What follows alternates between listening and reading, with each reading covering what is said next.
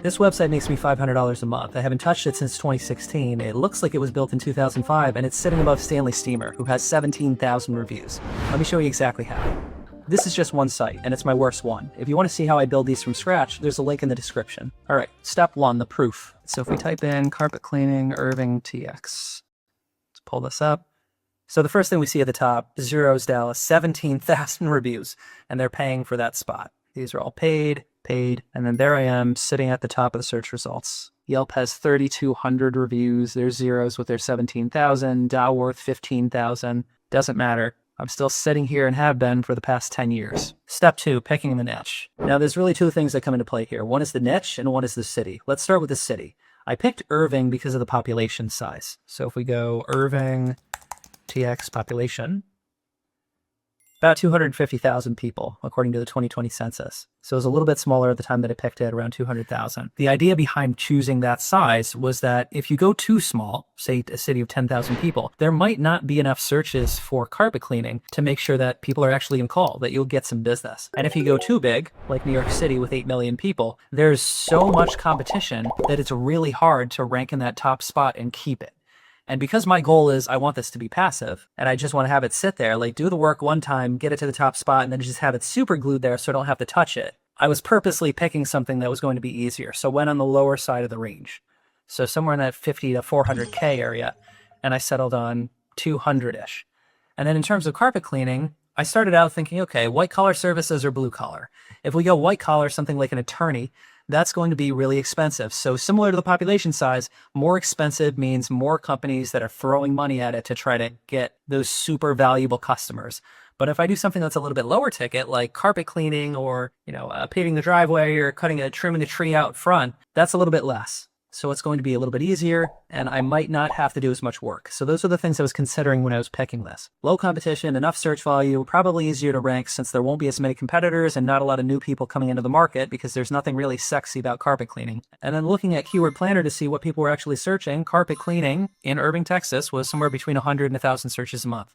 And I know if we're somewhere in that range, that'll produce somewhere between 20 and 30 calls a month, just with that one keyword. And obviously there's going to be other variations of it that people will search. Carpet cleaners, rug cleaning, upholstery cleaning, and different things. Step three, site structure. So if we click into the website, I want to point some things out here. So that first keyword that I mentioned, carpet cleaning Irving, Texas, this was the main one that I was going for. So this is the one that you want to make the H1 for the page. So if I right click and inspect, you'll notice there's the H1 tag. That's the piece of code that tells Google that this is the most important thing. And if I set that as the H1, you want to think of that as like the umbrella. Everything else falls below that. So all the H2s, H3s, and down the waterfall. So if I'm using that as the overarching thing that we're covering, carpet cleaning, what can I talk about under that? Well, all the different types. So as we're going through the headers on the page, you'll notice I talk about 3 reasons to trust our urban carpet cleaners. I'm using a keyword variation here. So look, niche, and then city state. And then this one I did city up front, and then niche after. And I used cleaners instead of cleaning. And I'm trying to mix it up in the headers on the pages and also within the content. And as we're scrolling down, so that was an H2. And then I just start breaking down the other services. Residential carpet cleaning. So obviously if there's residential, there's probably also commercial, right? The homeowner side and the business owner side. And then I just talked about it, right? Just a couple paragraphs about what it looks like. Upholstery cleaning. That was another item that I saw on other websites. So a lot of the other businesses in the area talked about cleaning up pet stains, getting rid of odors, doing upholstery cleaning. All of these topics are falling under the overarching umbrella of carpet cleaning. So we talked about residential, here's commercial, so a little paragraph on that. Area rugs, tile and grout, hardwood floors, basically everything related. Step 4, above the fold. All of the core pieces need to be visible right when the customer gets to the website without them doing anything. So the core stuff is like what I do, where I do it, and how to get in touch with me, right? So right off the bat, phone number in the top left, cool. So they can see that, they know what it is. What do I do? Carpet cleaning, where do I do it? Irving, Texas. What else do I do?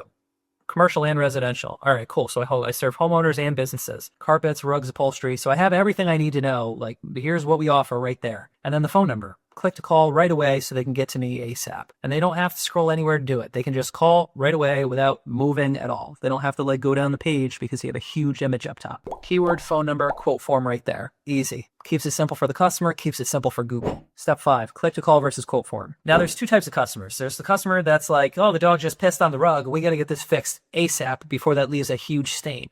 That's the person that's going to call. So we need a call now button that they can just click on to immediately call the phone number, call the business. If they have to look up your phone number, minimize the screen, and then start dialing, they're never going to. They're immediately going to the next business on the line, and you just lost that customer. So you need to have a clickable, either clickable phone number or a clickable button that calls the phone number, like I have right here on this page. And then in addition, some people don't want to talk to anybody on the phone. They're antisocial. Other people just don't really need to do this right now. And they're like, yeah, I'll get a quote later. Those are the people that fill out the quote form. And because there are two different types of people and we want to get both of them, we need both on the page. So if you only have the quote form and you don't have the click to call, or you only have the click to call and you don't have the quote, you're missing out on that other 50% of people.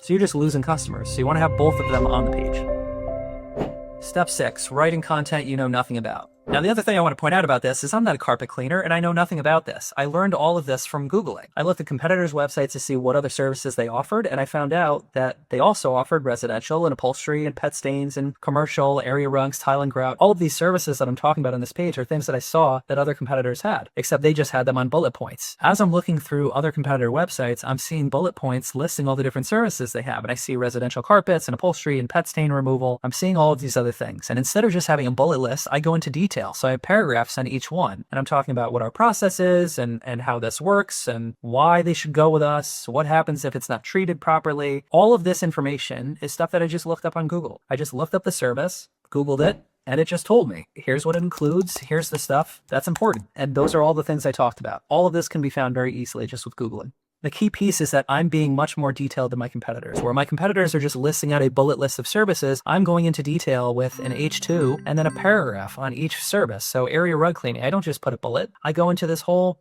paragraph, multiple sentences talking about area rugs, how we do them, what we do, and so forth. And in doing that, I'm telling the customer that I know what I'm doing, and I'm also telling Google that I'm the expert on this, and you should send all of your customers to me. Step 7, nearby cities. Now, another item that you might have noticed in here is I mentioned some of the other cities around Irving. Now, this little sentence right here isn't doing a ton, but every so often, we'll get customers that are calling in from these other places simply because I mentioned it here. If you want to take it to the next level, you can actually build out city pages for each one of these, which I actually have on here. They're just not accessible from the menu. So I have a page for Arlington, I have a page for Plano, and that pulls in traffic from other places without me having to build a whole new site there. Step 8, the lead. Now this phone number right here is a call tracking phone number that's loaded in CallRail. So when somebody calls this, it automatically forwards to the business owner. The customer doesn't know the difference and the business owner doesn't either. The customer dials it, the business owner picks up. There's nothing in between that causes any problems. Those calls are recorded and saved in the system, and that number can be forwarded wherever. So if I want to forward the calls to me for the day, I can do that. If I want to forward it to that business, I can. If that business stops paying me and I want to forward it to a different business, I can, just with a couple clicks of the button. And the quote form goes to their email. So if I fill this out right now, it'll go to the business owner and me. So let's just make up a number. Say that's that. I need Brooks cleaned.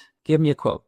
Thank you, your information's been submitted. So customer's happy, cool, somebody's gonna reach out. And now if we go to email, there it is. Step 9, the math. So this is $500 a month from one site that I don't touch, and my portfolio is several hundred sites. So as you can imagine, the numbers just keep getting bigger and bigger and bigger. And if you don't have to do all kinds of work to keep it there, now you have your time as well. And you can actually enjoy something that's truly passive.